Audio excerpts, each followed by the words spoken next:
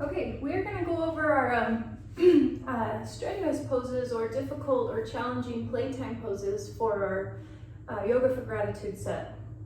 There are two. I'm giving you the option of two. Both are fairly difficult and strenuous.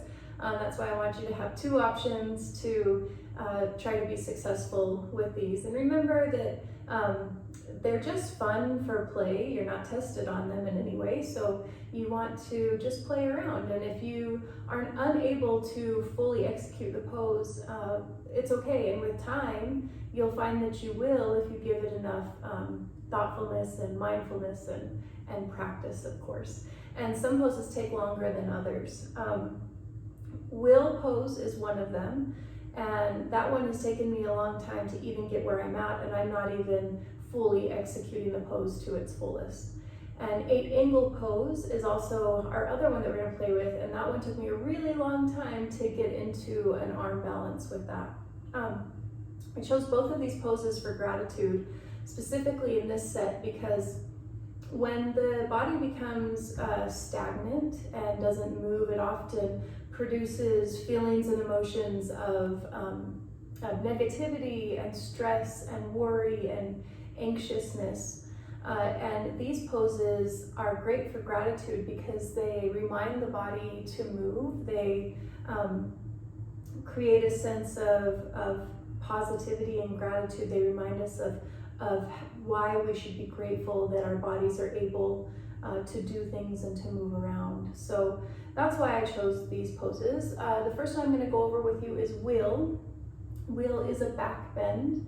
And I'm just going to take you through a few preparatory things before we get into the full posture. So go ahead and lay down in your space on your back. We're going to take just a couple bridges to get the hips up into the air. So you want your legs to be in a parallel position directly underneath the hips, so the feet are right where the ASIS would be on your hip bones. Slightly open. You want to walk your feet back towards your bottom as much as you can get them, what's comfortable for you. And there can be a slight turnout in the feet, even a slight turn in depending on what your body is comfortable with. You do want to think about engaging the inner thighs so that the knees don't open. So keep your inner thighs engaged. Hands are at your sides. Just a few roll-ups and roll down through bridge. Take a deep breath in. As you breathe out, peeling from the pelvis first, one vertebrae at a time comes up off the ground, lifting, finding your high spot, making sure that you do not grip with the hamstrings. Breathe in, lift just a little bit higher. Breathe out and roll down now from the top of the vertebrae all the way down to the pelvis. And release. 2 more times just like that. Breathe in. Breathe out. C curve, roll up through the spine. Breathe in, lift a little higher. Breathe out, roll down. This time we'll take our shoulders underneath us and clasp our fingers together for a full bridge. Here we go, breathe in. Breathe out, roll up, one vertebrae at a time. Once you're at your high point, walk your scapula together, bring your fingers together, bring your arms in, leave them closer. Again, think about your inner thighs, and lift up high through the pelvis. Not holding your breath, just finding stillness in the pose. When you're ready, unlock your hands, bring your scapula back, and slowly roll down one vertebrae at a time, starting from the top and releasing once you get to the pelvis. Go ahead and come up to sitting.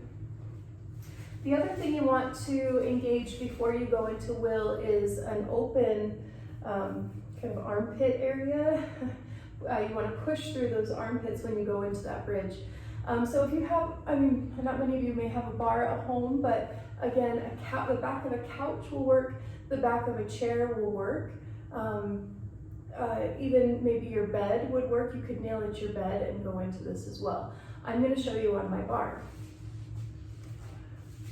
On the bar, you are going to bring your elbows onto it, and then you're going to drop your head through to feel the stretch here. You kind of walk your feet back. So my hands go on the bar, palms are together. Drop my head, let my chest fall through, and then for a little bit more of a stretch, you can bring your hands down to your upper back.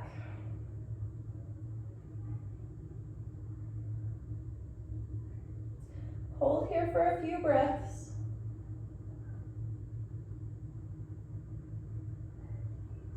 And when you're ready, roll yourself back up. With that one, you're gonna feel a pretty intense stretch in the shoulder girdle. Again, opening up kind of all of this rotation and stretch. So we're gonna try our wheel pose. Again, I can go into wheel, but I have a hard time opening up my shoulder girdle, so I'm not able to push through these armpits very well. If you were to see somebody do the full extent of the pose, they would really be pushing back towards their arms more. I tend to push more towards my knees because my back has very little mobility. So let's try wheel. Laying on your back. Feet go just where they were for bridge, but now you're going to take your fingers, plant your hands on the ground, fingers go back towards your ears. Elbows are lifted up to the ceiling. You don't want to wing your elbows out to the sides, elbows are up. Same thing, knees are shifted up towards the ceiling, you don't want to let them wing out. Okay, here we go.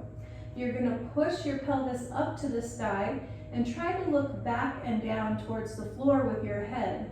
Take a deep breath in. On your exhale, gently push your hips up. Weight is on your hands and your feet.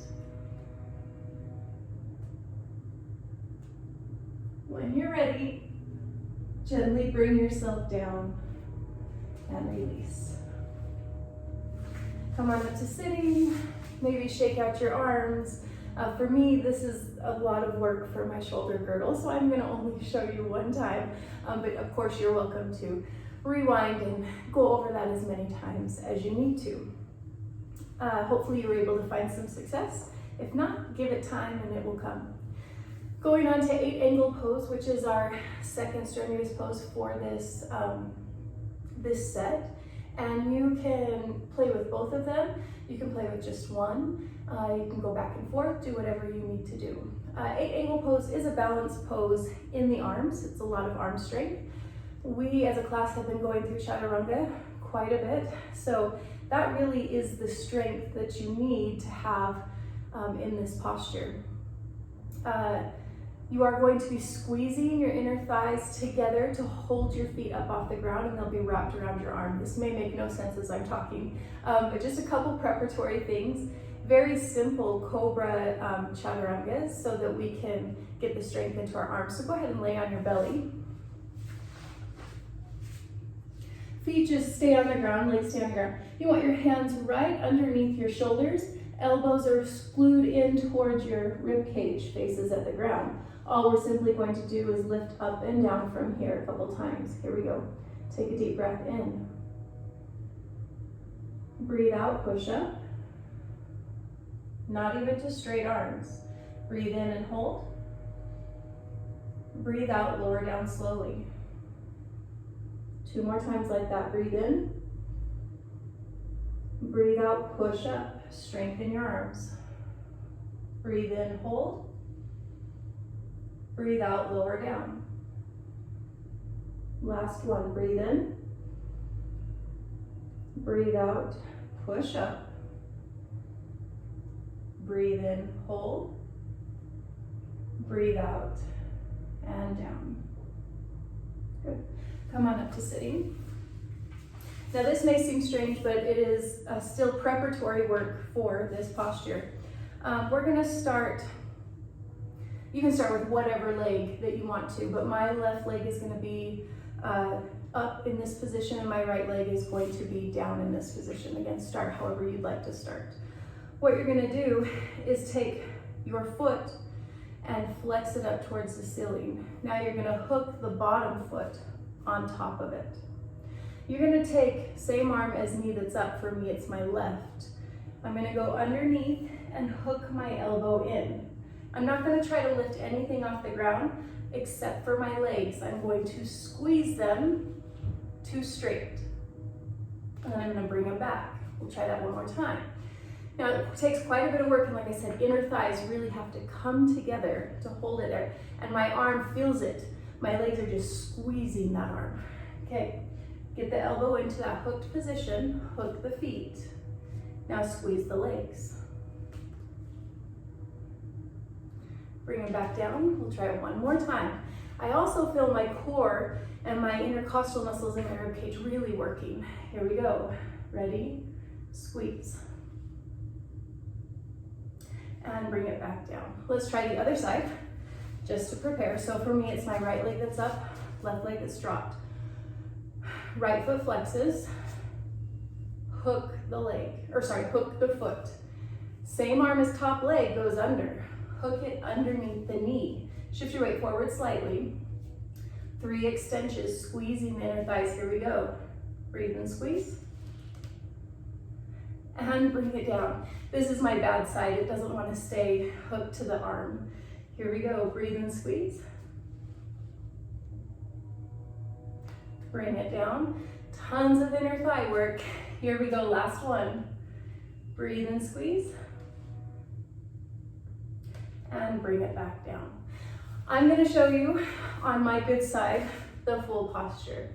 Again, I'll show you one time, and you can go into it as many times as you like. I'll also show you, I have one block that might help you with the block, but just watch the full posture here. So again, for me, left knee is up in the air, left foot lifts, hook the right on top of it. Now my left elbow's got to get underneath this knee part. That's where the legs will rest. Hands are in that push-up position. What I'm going to do is send my heart center forward towards the ground, squeeze my legs, and lift my hips up off the ground. Here we go. Hopefully I'm successful.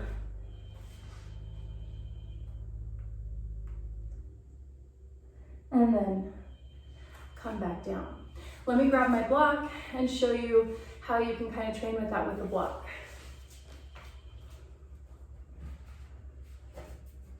If you don't have a block at home, maybe a firm pillow could work, or a rolled up mat underneath your hip, maybe that could work as well.